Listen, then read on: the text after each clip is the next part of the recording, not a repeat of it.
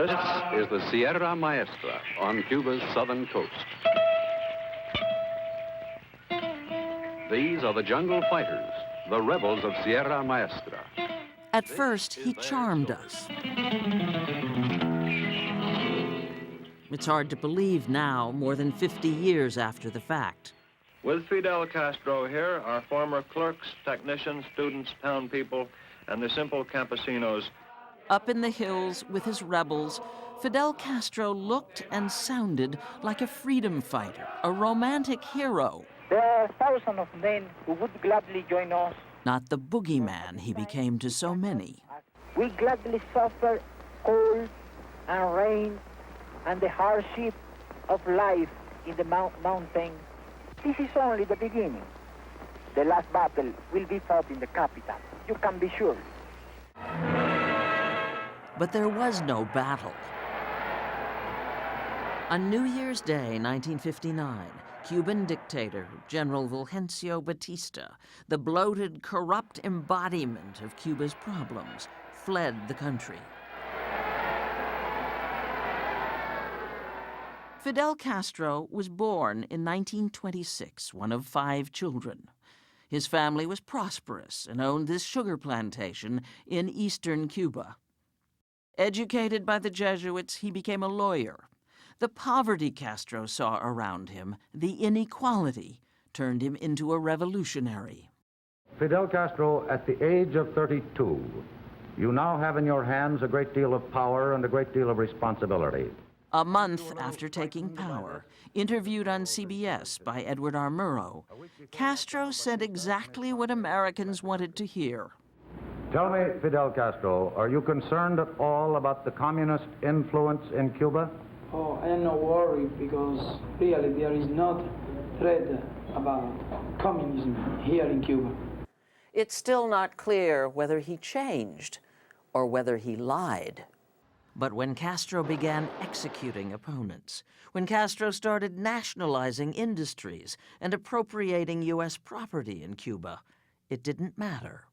The U.S. response? Sanctions. The economic embargo that exists to this day. Since the early 1960s, more than 1 million Cubans have left. Most of them landed in Miami with nothing but their lives and the fierce determination to bring Fidel Castro down, one way or another. In April of 1961, an army of Cuban exiles, backed by the CIA, tried to slip into the Bay of Pigs and liberate the island. The invasion was a disastrous and embarrassing failure, with a jubilant Castro playing David to the U.S. Goliath, a role he fine-tuned for the rest of his life, with help from the Soviet Union. This is the CBS News Extra. The following year, in 1962, U.S. spy planes spotted the Russians installing nuclear missiles in Cuba. Those are Russian-made, Russian-manned ballistic missiles. This was the Cold War in our own backyard. Suddenly, Cuba seemed very, very important. I have directed the armed forces to prepare for any eventualities. Castro did not blink.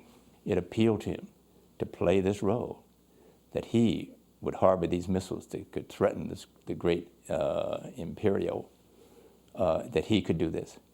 Jay Taylor represented U.S. interests in Cuba in the 1980s. The world teetered on the edge of a nuclear war. We're talking about the world, millions dying.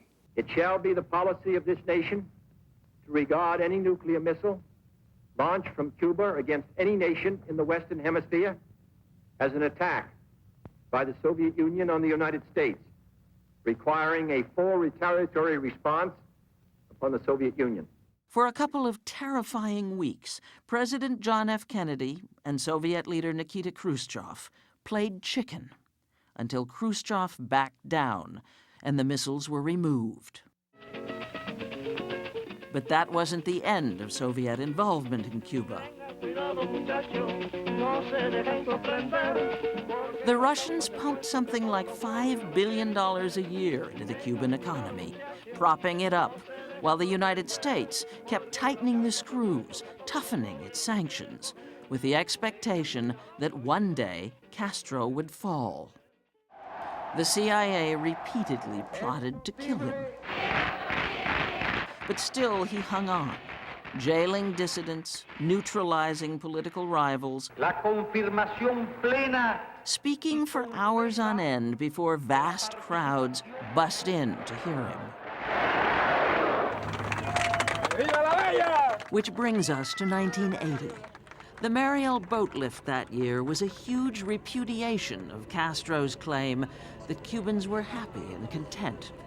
Told they were free to go, 125,000 did, risking their lives piling onto small boats and makeshift rafts for the 90-mile crossing to Florida. It did hurt his image.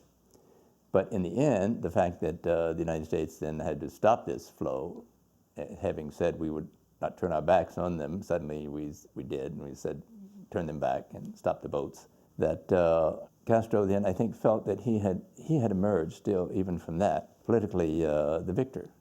Especially when it became clear that 10 to 15,000 of the refugees he sent our way were insane or criminals turned loose from prisons and asylums. If life in Cuba was bad then, it got worse when the Soviet Union collapsed in 1991. Suddenly, all that Soviet money was gone, along with the oil Cuba received in exchange for sugar. Cubans were literally starving.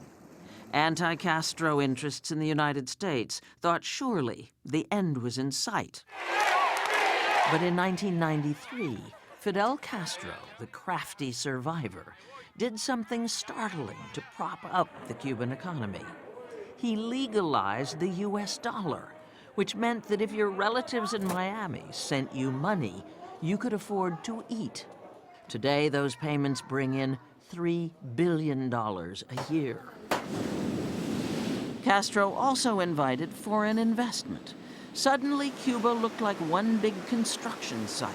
You name the country: Canada, France, Spain, Mexico, the Netherlands, Israel. Everybody but the United States was there building massive resort hotels and condos for the 2 million tourists who now visit Cuba every year. In 1998, when Fidel Castro welcomed Pope John Paul II and let the pictures do the talking, the world saw Cuba surviving in spite of the U.S. trade embargo. It was political theater on a grand scale, the kind Castro loved. Remember the custody showdown over Elian Gonzalez, the small boy rescued at sea after his mother drowned trying to escape Cuba with him? Castro won. The boy was returned to his father in Cuba. He milked it in every way to make the Cuban community in Miami look bad, and the Cuban community in Miami, frankly, fell right into the trap. Marifele Perez Estabile is a sociology professor at Florida International University. The revolution was simply claiming a son for his father. The revolution does have its supporters, who give Castro credit for raising the literacy rate in Cuba to nearly 100%, and for providing free health care to all. Cuba turns out highly skilled doctors, respected throughout Latin America.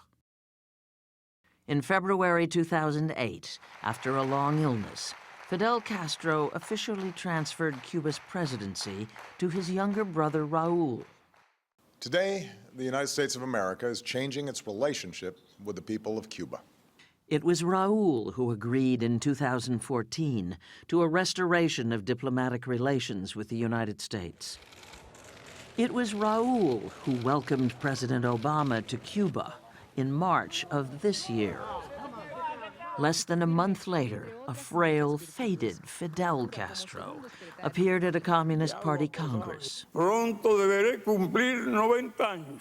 Soon I will be 90 years old, he said, in what seemed like a farewell address, stating, everyone's turn comes, but the ideas of Cuban communists will remain. He turned 90 on August 13th, the day of his last public appearance.